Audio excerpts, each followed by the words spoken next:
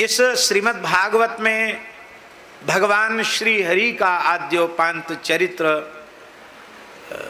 निरूपित किया गया है। और महाराज जी एक विशेष बात लिखी, नराणाम पुरुषोचितम, भगवान का कोई भी अवतार चरित्र ऐसा नहीं है जो मनुष्यों के श्रवण करने के योग्य न हो। आज भगवान के जिन चरित्रों पर लोग अंगुली उठाते हैं वे चरित्र भी बहुत बड़ी बड़ी प्रेरणाएं दे रहे हैं। इसलिए आगे भी रासपंचाध्याय में बात कही गई, भजते तादृशी ही क्रीड़ा याह श्रुत्वा तत्परो भवेत। भगवान उस प्रकार का लीला चरित्र करते हैं जिसका श्रवण करके जीव भगवत परायण हो जाए। भगवान प्रकट होकर अवतार लेकर लीलाएं न करें तो मानव जाति का क्या होगा। गीता जी में भगवान क्या कह रहे हैं, यद्ययम न वर्तेयम, यदि मैं स्वयं सदाचार का धर्म का आचरण न करूं तो उत्सीदिव्र में लोका, ये सारा संसार नष्ट हो जाएगा और इसको नष्ट करने का दोष भी मेरे सिर पर लगेगा। इसलिए महाराज जी हनुमान जी का जो भाव है भगवान के अवतार के संबंध में वो बड़ा समीचीन है। हनुमान जी पंचम स्कंध में मर्त्यावतारस्त्विह मर्त्य शिक्षणम रक्षो बधायै व न केवलम विभो। भगवान के अवतार का प्रयोजन है मर्त्य शिक्षण,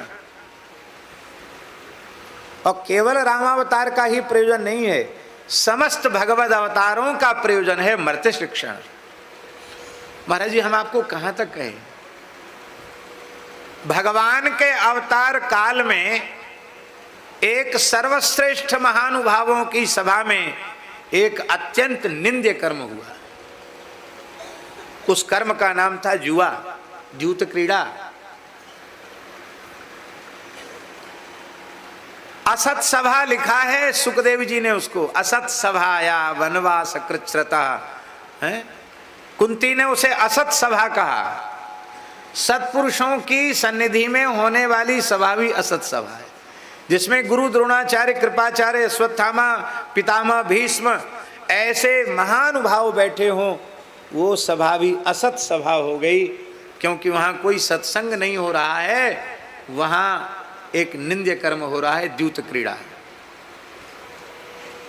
युधिष्ठिर को पाप नहीं लगा। क्यों नहीं लगा पाप? प्रत्यक्ष पापाचरण दिखाई पड़ रहा है, फिर पाप क्यों नहीं लगा? धर्मस्य तत्वम निहितं गुहायाम महाजनो येन गतस्य पंथा। आपके मन में भाव है कि मेरे पूज्य पिता पांडु के बड़े भाई हैं धृतराष्ट्र, और बड़ा भाई पिता के तुल्य होता, ज्येष्ठ भ्राता पितु समः। तो जब मेरे पिता के भी वो अति पूज्य हैं, पिता के भी बड़े भाई पिता के तुल्य हैं, और इस समय तो मेरे पूज्य पिता भी दिवंगत हो चुके हैं, इस समय मेरे पिता कहो तो, ताऊ जी कहो तो, महाराजा कहो तो, और पितृचरण के भी पितृचरण के समान पूज्य कहो तो महाराज धृतराष्ट्र हैं। और मातु पिता गुरु प्रभु की बानी बिन विचार किए शुभ जानी। यदि शास्त्र विरुद्ध आज्ञा देने वाला आज्ञा दे रहा है तो आज्ञा देने वाले को दोष लगेगा, आज्ञा पालन करने वाले को दोष नहीं लगेगा। और इसका ये भी शिक्षा है भगवान की, जिस धृतराष्ट्र ने जुआ खेलने की आज्ञा दी उस धृतराष्ट्र के 100 पुत्रों में से एक पुत्र भी जीवित नहीं बचा। कितना बड़ा नरसंहार हुआ, कोई पानी देने वाला नहीं बचा। भगवान ने प्रभासक क्षेत्र में अपने वंश का भी नाश कराया। महाराज जी कुरुवंश कितना शक्तिशाली था, उसका विनाश जुआ से हुआ। और यदुवंश 56 करोड़ तो यदुवंशी थे, और लड़ भिड़कर समाप्त हुए 10वें स्कंद के उत्तरार्ध में उसकी चर्चा है। और भगवान ने अपने योगेश्वर स्वरूप का परिचय दिया है। आजकल कोई घटना घट जाए, हाय हाय लोग करते हैं, रोते चिल्लाते हैं, और भगवान के सामने ही सब लड़ भिड़कर समाप्त हो गए, और भगवान मंद मंद मुस्कुरा रहे हैं।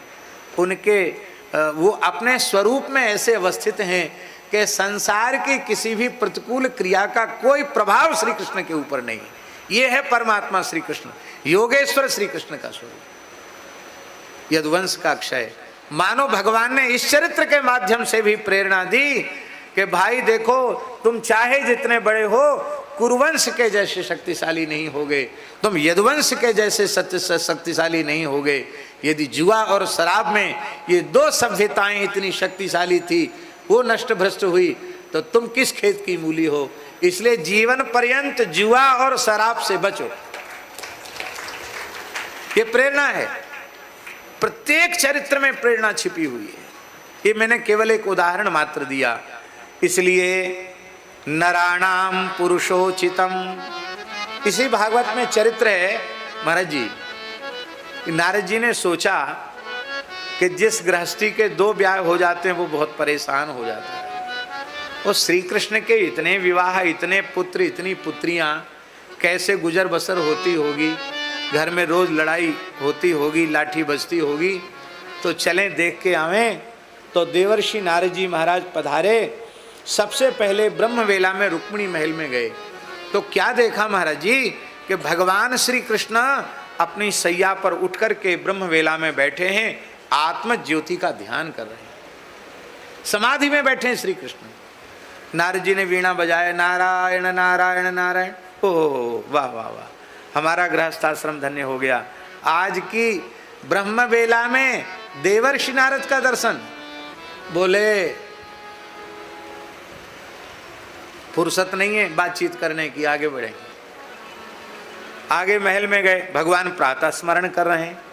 और आगे गए, भगवान गायों का पूजन कर रहे हैं, शास्त्रीय विधि से स्नान कर रहे हैं, गायों का पूजन कर रहे हैं, विद्वानों का, ऋषि महर्षियों का पूजन कर रहे हैं। कहीं भगवान संध्योपासन कर रहे हैं, कहीं भगवान सस्वर वेदपाठ कर रहे हैं, कहीं भगवान अग्नि में आहुति दे रहे हैं। माने 16,108 महलों में गए, सर्वत्र भगवान श्री कृष्ण को वैदिक धर्म का आचरण करते हुए देखा। वो सोचते थे जिस घर में नहीं होंगे उस घर में लड़ाई हो रही होगी, कि यहां तो आते ही नहीं है। जैसे एक सूर्य करोड़ों घटों जल से परिपूरित घटों में एक साथ प्रतिबिंबित हो सकता है, ऐसी भगवान तो भगवान है। वो 16,108 क्या, ये जितने घट विराजमान हैं सब में वही तो प्रकाशित हैं, उनके अलावा और है कौन। वो सब के भीतर प्रकाशित होने वाला तत्व है। तो भगवान ने क्या कहा महाराज जी नारद जी से, ब्रह्मन, महाराज जी सुनने योग्य श्लोक है और हम कहते हैं ये लिखने योग्य श्लोक है। हाँ, ब्रह्मन धर्मस्य वक्ता हम कर्ता तदनुमोदिता तत्शिक्षयन लोकमिमो मास्थितः पुत्र माखिद। हे पुत्र नारद, तुम खेद मत करो, मैं धर्म का वक्ता हूं और केवल धर्म का वक्ता नहीं हूं, तदनुरूप आचरण करता भी हूं। आप लोग अन्यथा न माने, आज गुरुजी धर्म के वक्ताओं का अभाव नहीं है, लेकिन तदनुरूप आचरण कर्ताओं का बहुत अभाव है। और उसी का दुष्परिणाम यह है कि इतना सब कुछ हल्ला गुल्ला होने पर भी जिस मात्रा में सुधार होना चाहिए था उस मात्रा में सुधार नहीं होगा। महाराज जी, हमारे ज्ञान का लाभ पहले हमको मिले, उस ज्ञान के प्रकाश से हमारे अज्ञान की, अविद्या की निवृत्ति हो तो दूसरे की भी हो जाएगी। जिस ज्ञान का लाभ स्वयं को नहीं मिला उसका दूसरे को क्या मिलेगा। और धर्म केवल वक्तव्य का, प्रवचन का विषय नहीं है, धर्म आचरण का विषय है, सदाचार का विषय है। इसलिए धर्म में परंपरा है। धर्म में क्या है महाराज जी, परंपरा है, परंपरा ही प्रमाण है। महाराज जी हमारी बात मत मानो, भगवान के पिताजी की बात तो मान लो। भगवान के पिताजी माने नंद बाबा। नंद बाबा बोल रहे हैं, एवं पारंपर्यागतम धर्मम कामान लोभात भयात द्वेषात सबई नापनोति शोभन या एवं विसृजेत धर्मम पारंपर्यागतम नरः कामा लोभात भयात द्वेषात सवै नाप्नोति शोभनम। भगवान श्री कृष्ण को समझाते हुए नंद बाबा कह रहे हैं कि परंपरा से प्राप्त धर्म को जो कामना से, क्रोध से, भय से अथवा लोभ से त्यागता है, उस व्यक्ति का कभी कल्याण होता नहीं है।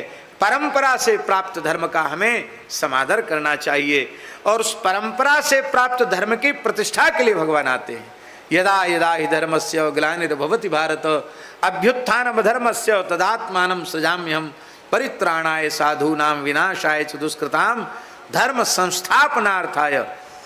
स्थापन तो प्रवचन वाले भी कर देते हैं, पर आचरण करने वाले स्थापन नहीं संस्थापन करते हैं।